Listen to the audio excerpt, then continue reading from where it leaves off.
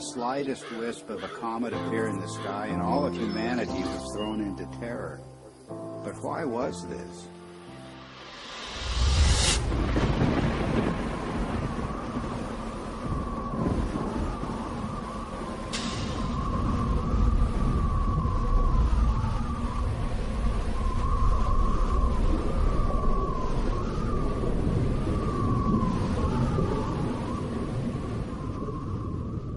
It was cosmic catastrophe that inspired the ancient words and phrases for the comet. The comet was the torch of the sky, the sword hanging over the world, the spiraling serpent or dragon, the spiraling sidelock or ribbon. The angry or lamenting goddess soaring across the sky, her hair disordered and blowing in the wind. Anyone exploring the roots of the ancient comet fears is going to run into the work of Immanuel Velikovsky, the controversial theorist who suggested that, well, there's a reason for the fears of comets around the world. We experienced this horrific cometary catastrophe. The world was devastated by a comet just a few thousand years ago. And Velikovsky went further. He said that not that long ago, planets appeared in the sky with comet-like attributes. In particular, he named the planet Venus as the great comet of antiquity. Both Walt Thornhill and I disagreed with many components of Velikovsky's reconstruction, but we also felt that Velikovsky had nailed certain principles that can help us to understand the early cultures. In particular, Velikovsky was correct in naming the planet Venus as the great comet. And the cometary language of Venus goes far beyond anything that Velikovsky himself published. In every corner of the world, the language of the comet and the language of Venus are identical. Venus as serpent or dragon. Venus as torch of the sky. Venus as long-haired star. Venus as bearded star.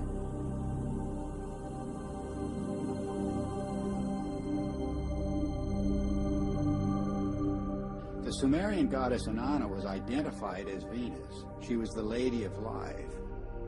But in her terrible aspect, she became a dragon-like flame in the sky.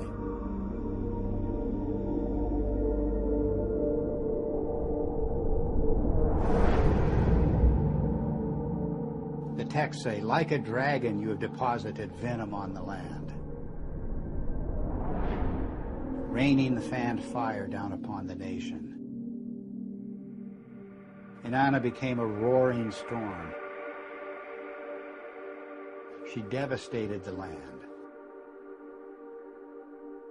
Mankind comes before you in fear and trembling at your tempestuous radiance, the texts say.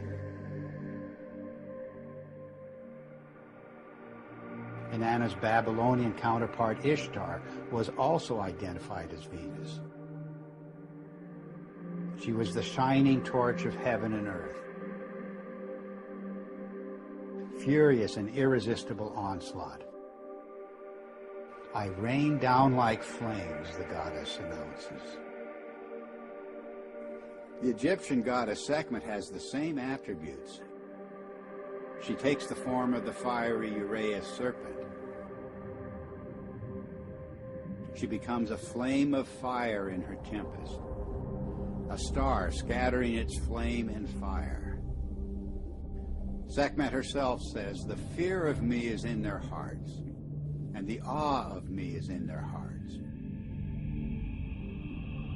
No one at all can approach her, the coffin texts say. The streams behind her are flames of fire.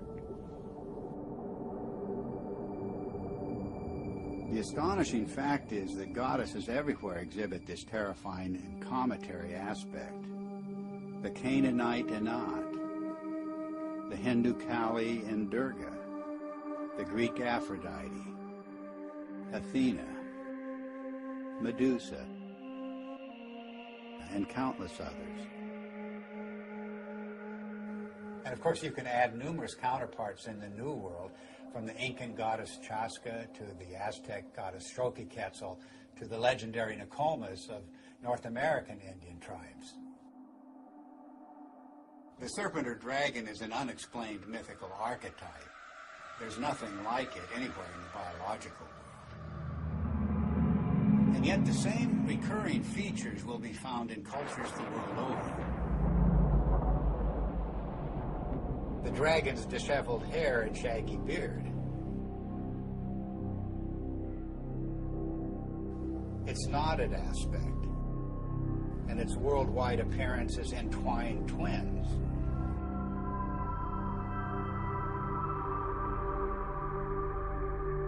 Its fiery or lightning-like emanations, and its effusive feathers. In all of the ancient serpent or dragon images, it's the luminous, filamentary, braided, spiraling, metamorphosing, and destructive aspects that stand out. The very traits of high-energy plasma discharge. The attributes of these mythic monsters remain unexplained only until we see the hairy and feathery attributes of the electric arc in the laboratory. We see precisely the same thing in enhanced images of the comet's tail. And we see the same thing in the comet-like discharges of distant nebulas. Gases in a vacuum don't behave this way, but electrified plasma does.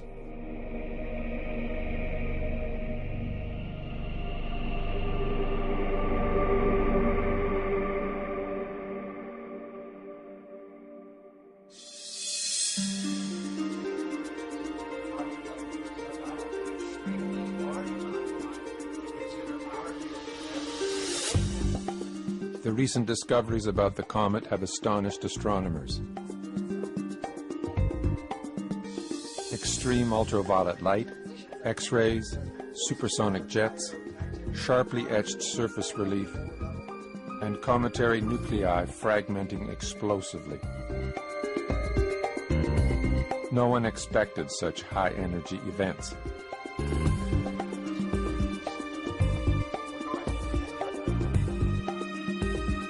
The electric model proposes that the comet is a charged object moving through an electric field.